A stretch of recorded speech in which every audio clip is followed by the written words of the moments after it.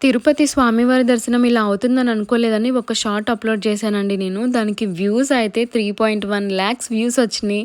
And likes ఏమో 8.3K likes వచ్చినాయి. And 40+ comments వచ్చినాయి. అసలు రియల్‌గా నేను అసలు ఎక్స్‌పెక్ట్ చేయలేదు అన్ని లైక్స్ వస్తాయి, అన్ని వ్యూస్ వస్తాయని. నా ఎక్స్‌పీరియన్స్ దాంట్లో షేర్ చేసుకున్నాననమాట. నాలాగే ఎవరు అక్కడికెళ్ళి కన్‌ఫ్యూజ్ అవ్వద్దు అని చెప్పి నేనైతే షేర్ చేశాను. కొంతమంది ఏమో దాంట్లో హారబుల్ ఏముంది అన్నారు. కొంతమందేమో తిరుపతిలో అదంతా కామన్ అన్నారు. బట్ తెలియని వాళ్ళకి ఈ వీడియో చూసి ఎంతో కొంత తెలుసుకుంటారని చెప్పి నేను ఆ వీడియో చేశాననమాట. సుపథంలోకి 1 ఇయర్ బిలో అయితేనే వెళ్ళండి. అబోవ్ అయితే అసలు వెళ్ళొద్దు. అసలు వాళ్ళు చెప్తున్నాను కదా! ఎలో చేయరు కూడా.